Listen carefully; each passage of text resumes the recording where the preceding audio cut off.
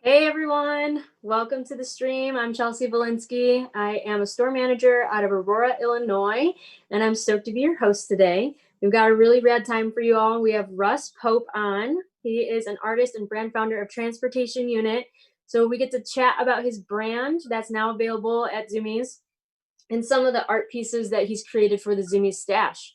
And we're going to talk a little bit about how he uses art to express himself, plus a few tips for all of you guys that are starting out there. And we'll also go through some behind the scenes and look at how he created some custom numbered and signed pieces for the Zoomy Stash today. So for those of you who came here for the giveaways, don't worry, you can get them with Zoomy Stash points. We have plenty of opportunities for you guys to win. You can enter to win a customer art piece by Russ on the Zoomy Stash. You can also drop in questions for Russ on the Zoomy Stash. And then we will also be picking 3 winners today for 3 decks from Transportation Unit. And you can head on over to the Discord after the stream for a chance to win one of the pieces that Russ will be creating during the stream today. Also, don't worry, we've got stash points as well, so keep your eyes peeled on the screen. They'll be popping up throughout the stream like this. And before we bring Russ on, let's check out that custom art that he created for the Zoomy Stash. If you have that as well.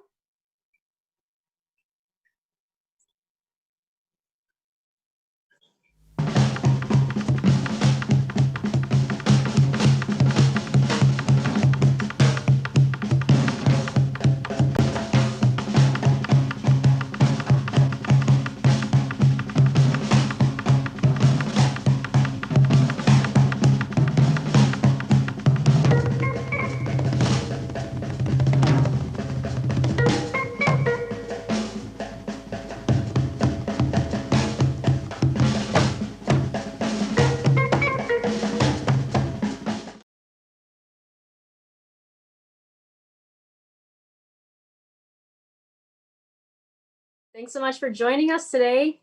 Thanks for having me. Yeah, I'm super stoked we'll be able to talk a little bit. Before we get into everything, the art that you'll be creating today, can you tell us more about those 15 custom signed and numbered pieces that you are giving away on the Zoomy Stash? For sure, yeah. So that was basically a piece I made at my studio here in New England. It was a brush tip pen piece that I went through and set it up to have it be silk screened and throw some pink pop and all the flowers there. And then they're all hand silk screened in New England, right by my house, hand numbered and signed them all. And so they're all with you guys over at Zoomy's.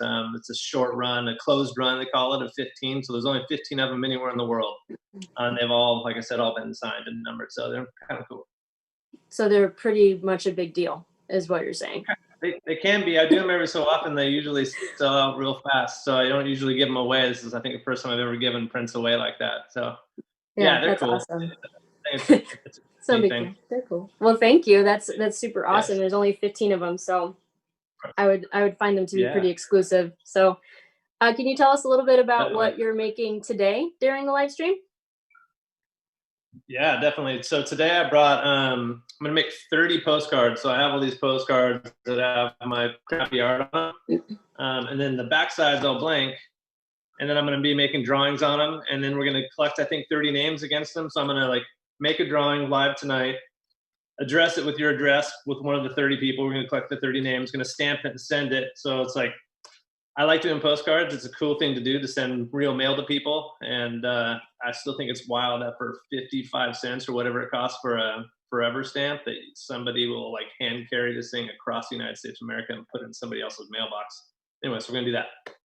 Awesome. Yeah. And especially at times like these, to get snail mail and to get something that's not a bill or, junk mail is awesome to have. So I know that I would be so stoked if that I opened my mailbox to that. So we'll have that on the live stream so the audience can check out what you're doing while I ask you some questions, if you're cool with that.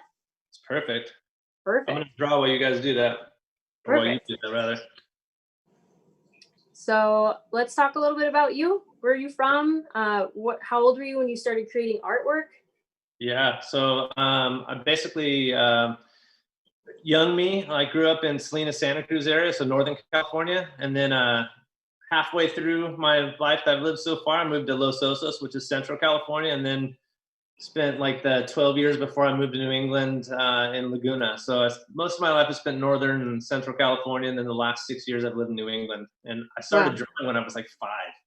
So, and I thought I was I actually felt like I was some sort of artist. Was always into art. It was pretty hilarious and silly. You're like, this is who I am. Age 5, I already know, artist all the way. Sort of, yeah, that ridiculous. Yeah, that and skateboarding both at the same time.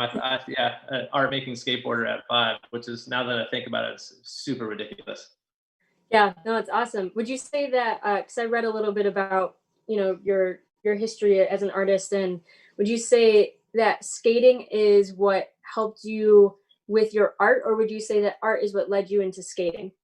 Geez, that's a good question. I don't know, because they both sort of happen at the same time. I think that it's more like they go hand in hand.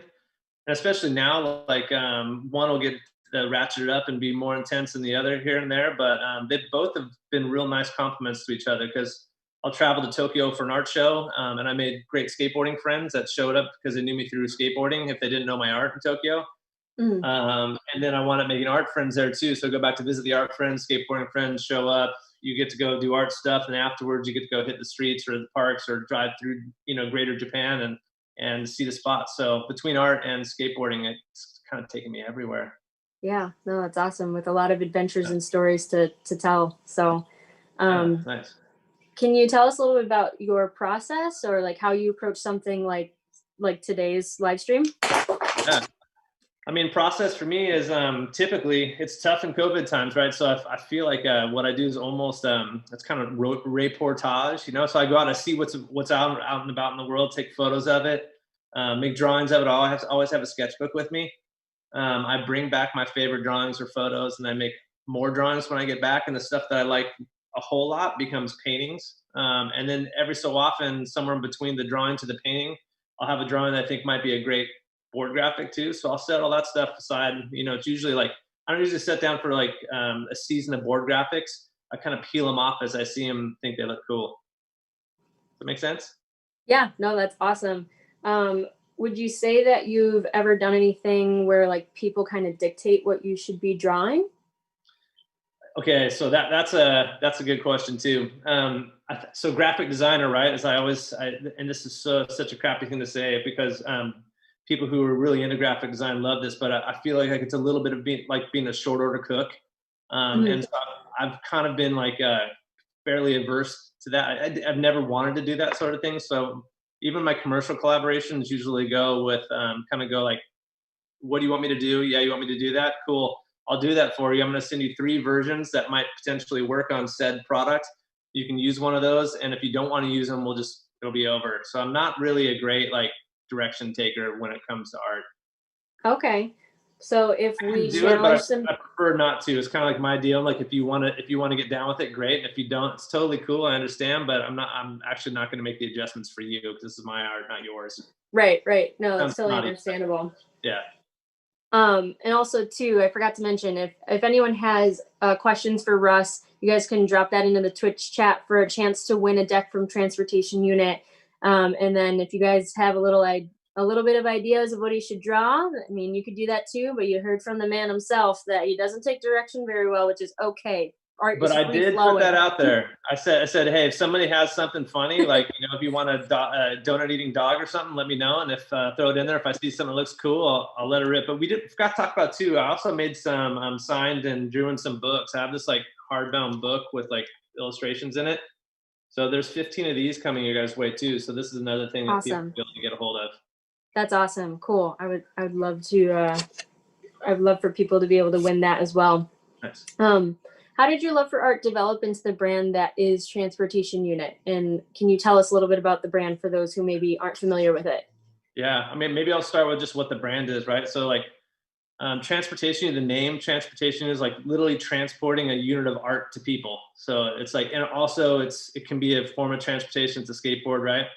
And then I made this little tagline or slogan, if you will. It's putting art on things we use every day and making enough of them to share. So that's kind of the whole idea behind transportation is making art, putting art on things that are easy to access. They don't cost that much money. It's not like going to a gallery where we have to pay thousands of dollars for a painting. You can get artwork from someone that hopefully you like for not that much money, or a T-shirt or sticker or hat or whatever. It's just sharing my art with things that I like to use that I know other people do too, and again, making enough for them to share. So, and then the team is all built up of really great skateboarders that don't have gigantic names, but they're really talented on skateboards. But they also all have additional talents, like they're a skateboarder and a photographer, or a skateboarder and an illustrator, or a skateboarder and a filmmaker. So the team's super artistic as well. So That's awesome. I love that concept behind the brand itself, and then also just the personal concept of this is something I'm sharing, and it's kind of traveling itself and creating its own story of what I've been able to create with it, which is super rad. nice. So for people who may not be familiar with the brand, I actually am someone that's familiar with just your art before I knew about the brand. Can you talk about some of your favorite collabs you've done or pieces that you've worked on over the years? Definitely. I mean, I've done a lot. I mean, I try to do one or two, to put it in perspective. I try to do one or two commercial collaborations that don't have anything to do with Transportation Unit or gallery shows. I usually do 2 or 3 group shows and at least one, sometimes 2 solo shows a year. And in between that, I'll fit, like I said, 1 or 2 other collaborations. I do this travel section for Juxtapose. Whenever I go travel, I actually take photos, write stories about it. So that Japan trip I was talking about, if you went to Juxtapose, you could type in Russ Pope, Japan, there'd be a story that would come up with my words against photos and drawings from the trip. So I do those. I do a lot with Stance, socks, signature socks, whether it's something with me, Stance, and Disney Corp, or just Russ and Stance. Small Wheels, Chinelli Bike Company, a couple really cool coffee companies that I like Tandem and Ace Coffee Co. I drink a ton of coffee, so I'm a super coffee nerd. So I've wound up, befriending these different people that roast coffees, and other ones too, like K2 Snowboards, a couple eyewear companies. The That's stuff they awesome. use, yeah. Yeah, that's super rad. Yeah, actually, that's where I know you from is Juxtapose magazine. Just I went to art school, and being an artist myself, I'd buy that magazine anytime I could. So I've seen a couple of your pieces in there. So when I knew I had the opportunity to talk with you, I was like, "Whoa, this is crazy!" I used to read Juxtapose magazine all the time. It's insane. That's So awesome. They do a good job of it. yeah, no, they do. I also was reading a little history on your exhibits and some of the solo projects you've done, and I saw that you won the 2013 Orange County Artist of the Year. So how was that, and what was the piece? That was like that was over a whole collection of work. I had some show that was like I don't remember where it was now, but it was judged against a full body of work instead of a single piece. And it was great. I mean, they gave me a free car, like a lifetime supply of donuts, all the pizza I can eat till I die, 2 free houses. I think they gave me a key to the city and all the neighboring cities. It came with a lot of there was a lot of spoils to the winner, which was me. Yeah, that sounds like good perks. So for anyone that's in Yeah, Orange County, you just get to submit, and yeah, it's exactly. insane. I mean, you can't go wrong with lifelong pizza and donuts. Yeah, yeah. Trying to get bigger. Yeah, definitely. So for any younger artists who might be like starting out, what kind of tips do you have for like developing a signature style? Yeah. I mean that's a common one too, right? Like it's people ask often, how did you come upon the style that you have, right? Um, I honestly think it kind of develops on its own. Like even accidentally, people sometimes don't think they have a style, and they'll ask me this question. I go do talks, at university with different design groups and painting and illustration classes and whatnot. And people will ask, and we'll look at work and sit down and talk about things. And everybody has a style. Even if you don't think you have a style, you have some sort of style. It's inevitable. You can't stop it from happening. Yeah, Some people are more comfortable with their style than other people are, and other people are more defined in their style. Like it's super identifiable. Where other people, their style may be fast, but then the way they lay down lines changes all the time. So I think it just kind of develops on its own. It's probably best that way than try to force a style. yeah, I Personal would belief. say, Yeah, everyone's going to yeah, give no, you a no, no, different answer.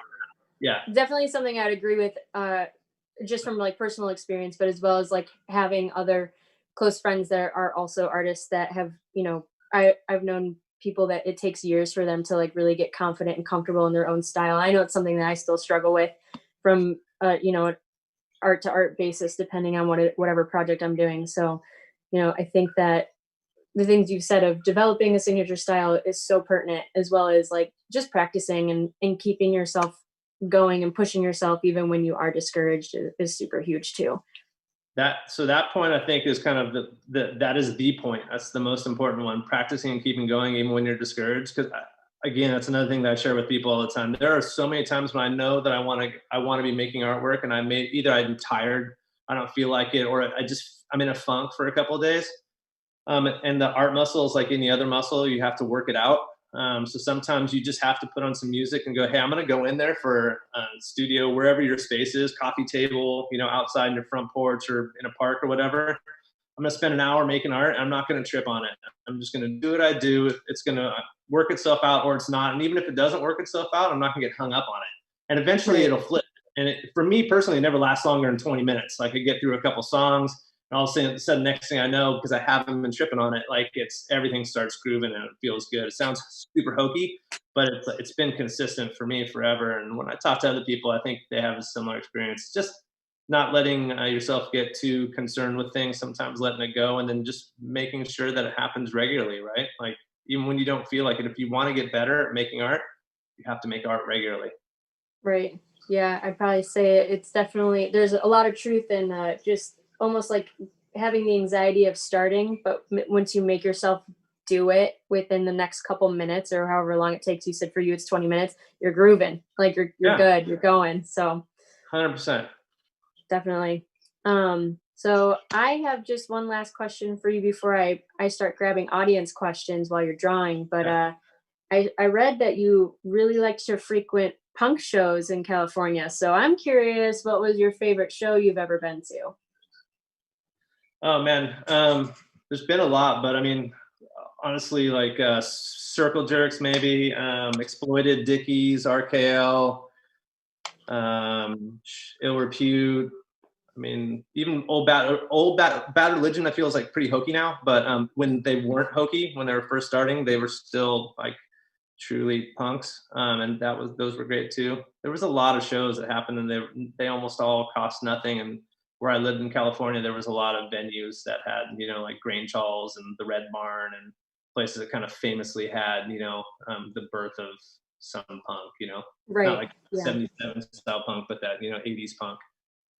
Yeah, no, definitely. I mean, I'm jealous, man. I wish I could go to all those awesome rad punk shows. I think I absolutely loved it.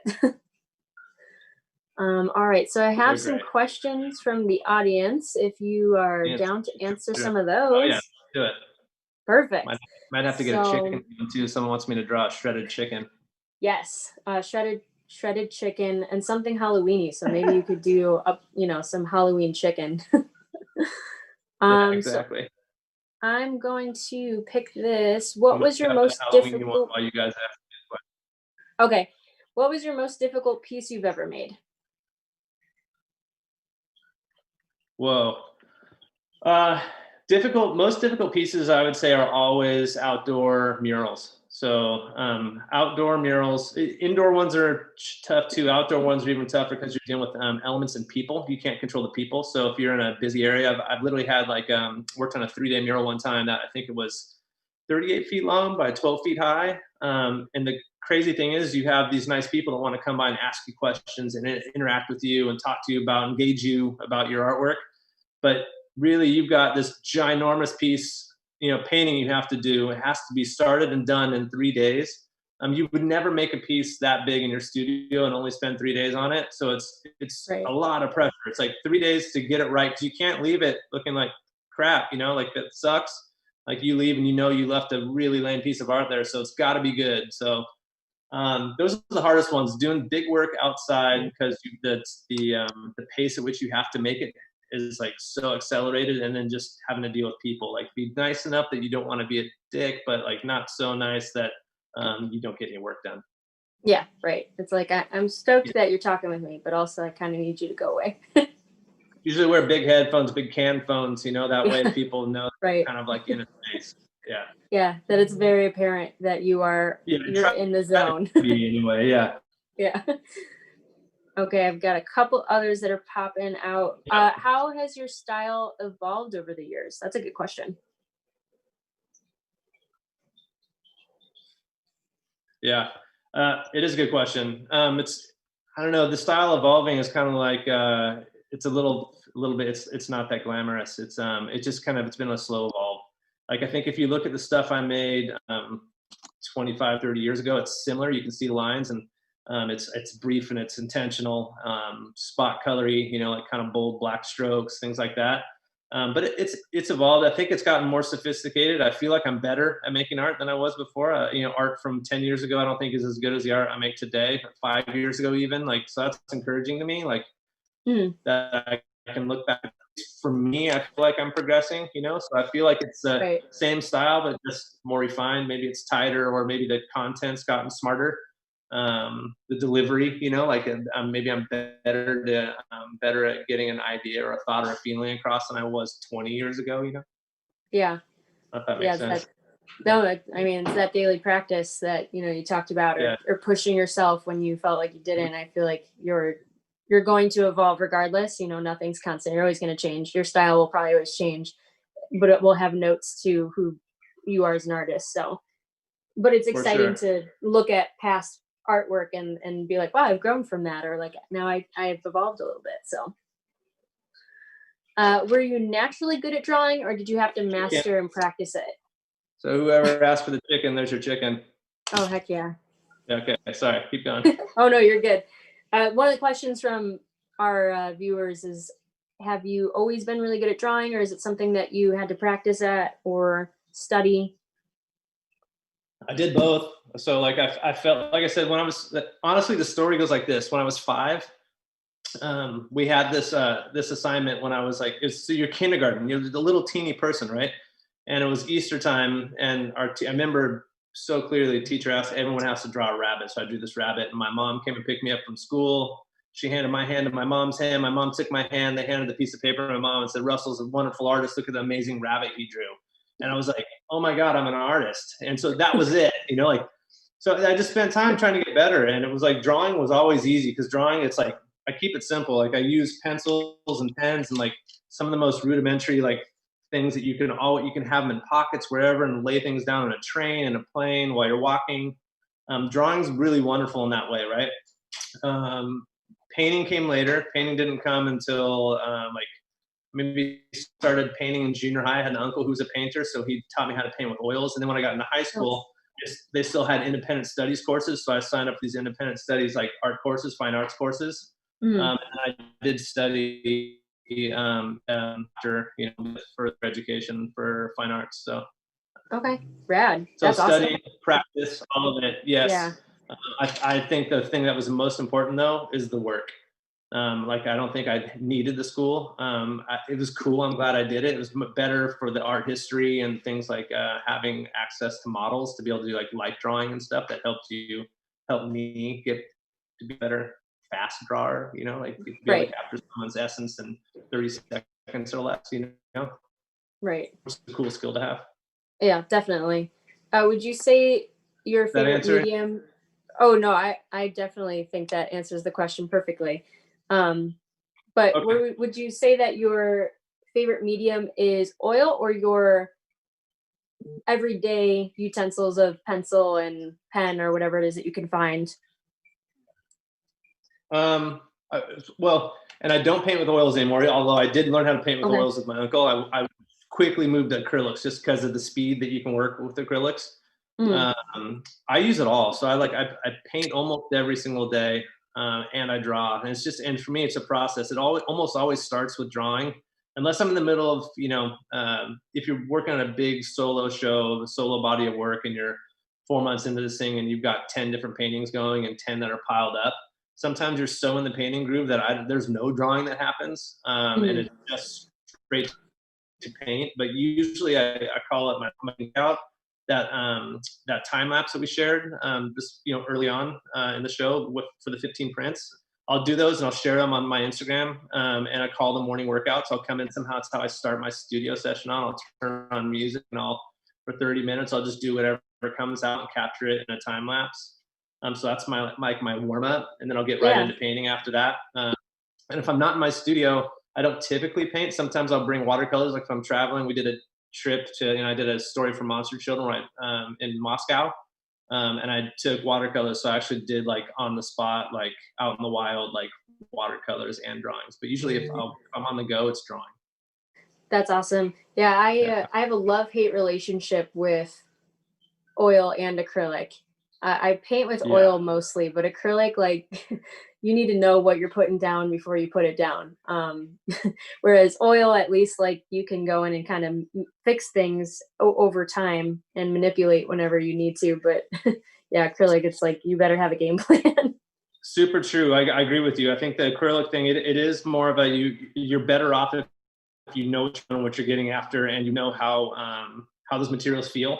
Like you're really comfortable with what brushes work best and what colors, like certain colors even dry faster and certain paint brands dry faster. Time of the year, like we're getting into this cold time right now, paint like takes forever to dry. You know, as we get into the wintertime, summertime, you can lay a stroke down and then it better be right because you got 15 seconds and it's solid, you know? Like, yep. It's wild. Yep. I know that all too well. I got a couple more questions if you've got the time to answer them. I do. Okay, perfect. So someone asked, what was your first ever piece or drawing you ever made? I don't know if that bunny rabbit like counts, but Sure, that counts. Yeah. Maybe, and I think probably what they're probably getting at is like a significant piece that maybe hung on a wall or something. Maybe we should talk about that. Yeah, like, you know, that's the what rabbit was my first piece ever. My first, so like my last year of high school at independent study painting class I was talking about, it was like 10 kids. It's like you have this teacher for a year, and the whole course was designed to help you develop a portfolio that you could use as a tool to be able to get into college, right? Or to get your first show. So, and then they curated a show, and I went to high school in Morro Bay, which is Central California. And there was a San Luis Obispo Museum of Fine Art show that they held for all the surrounding county, you know, high school kids or whatever. It was a juried show, and there were scholarship monies. to be paid for one piece. So I made a piece for that. And I wound up winning and won scholarship monies from that, from the San Luis Obispo Museum of Fine Arts show. And it was small. It was like hundreds of dollars, not tens of thousands of dollars. But it felt massive because I was literally like, you know, I think I might have been 17. Yeah, maybe 17-year-old me that went with, you know, all these other kids and hung their stuff up on the wall. That it felt like important then, you know, and then got money from it. And so it just having a whole school year to learn how to build a portfolio, submit a piece, having to go hang it. It's like, I didn't even know then that would be such a big part of my life forever, was making bodies of work, transporting it, hanging it, making sure it looks great, having conversations about it, and being judged on it in public, in person. You know, that was probably my first like really artist moment, you know, outside of my 5-year-old, you know. Despite knowing at 5 years old you were the artist, and I knew I was the dude right then. Like 5 years, I already knew, so I didn't need anybody to tell me. You're like, put me in a gallery. I already know. Right. But no, that's awesome. I always thought those courses were super beneficial because you don't think about it until you get there, and then you experience that, and you're like so stoked that you had the classwork to kind of teach you the experience beforehand. Yeah, it helped. I mean, everything like having to figure out how to, you know, an accompanying cover letter, a short form, a long form bio, because it's going to go in the show catalog, all that stuff. And it's like, I still do it. I mean, I'm constantly having to, the paperwork and the follow up and the measurements and the materials and the shipping and the billing afterwards of the gallery and all that stuff is a full-time job outside of just being an artist. So, and if you can't do that stuff, you can't make a living. And I'm not even saying that's a good thing to do to make a living as an artist. Like and there's nothing wrong with ever not selling anything. Like you should just be making art, period. It doesn't, like, one's not better than the other, but to be an artist who's commercially successful, or that, you know, makes, you know, money off of what they do, it's a lot of work. Like, on top of the lot of work you got to do to make the artwork. Right. Yeah, no, definitely. I've got one last question for you, and cool. I hope that it's, I hope you're ready. Yeah, I hope you're ready for it. Okay. It's best skate trick. Of what, like, what's my favorite of any that anybody will do?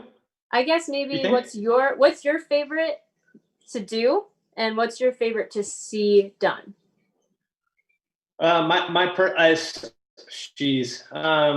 gonna give two. So a really great curb, like a slappy of any form, still feels as good as it did like years and years today as it did. Like a good slappy feels good.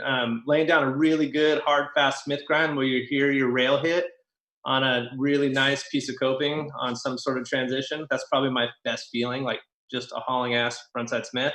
And as far as like the best thing to see, like, oh man, for me it's heart. Like, it's not so much the trick, it's the heart. You know, it's like if you haven't seen it, you should go to Thrasher and watch the Rainy Barrows part that just went up. I think it was the day before yesterday. That dude had like, more heart than like just about, like, he's very Cardiel-esque, you know, where Car John is like, has like one of the biggest hearts in skateboarding. Like in everything he does, it's like always to the edge. He's putting everything he has into it, like, and then you can apply that to any one of his tricks, you know, whether it's just a big frontside booster or anything. Like, so yeah, something that's done clearly with heart, determination, and it's got good style. It's got to have good style too. Otherwise, I don't care what you're doing, just leave it at home. Yeah, definitely. I know.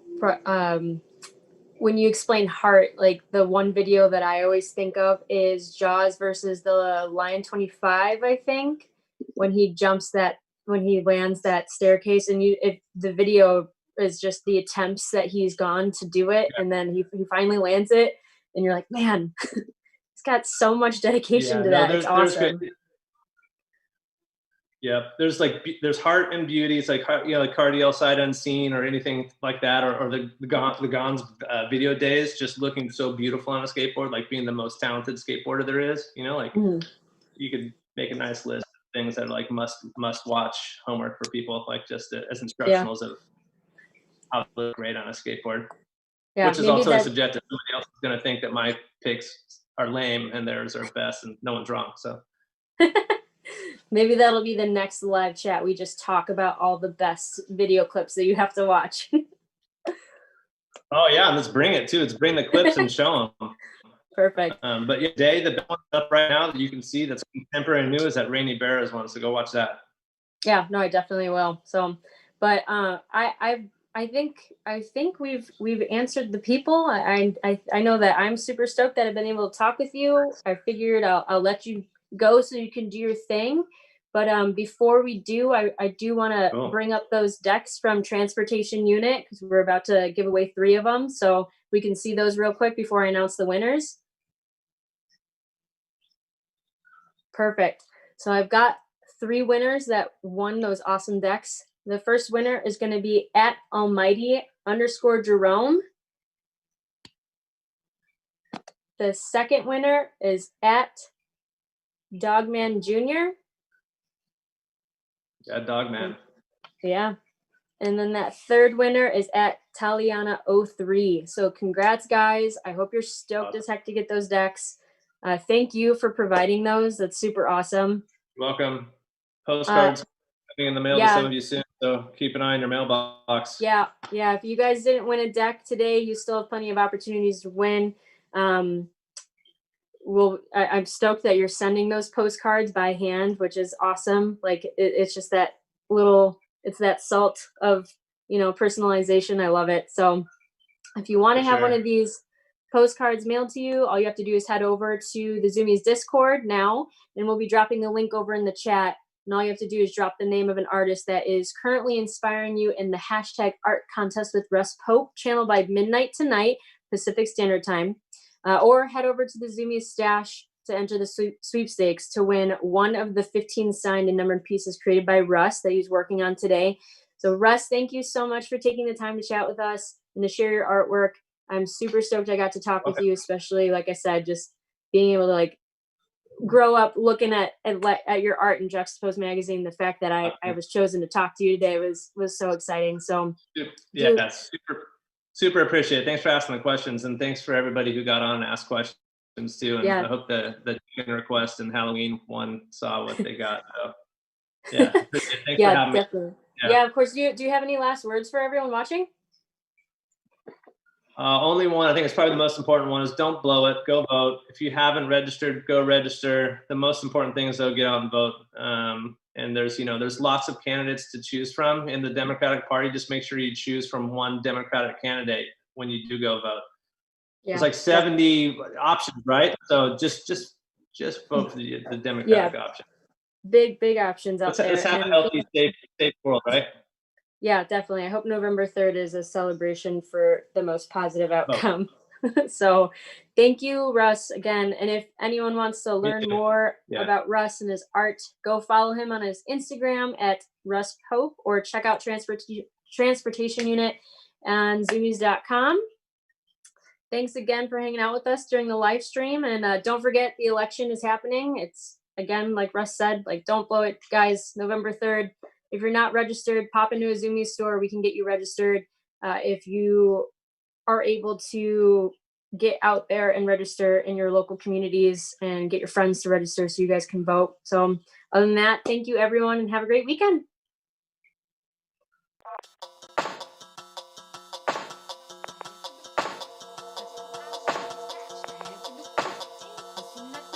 I got a little bag.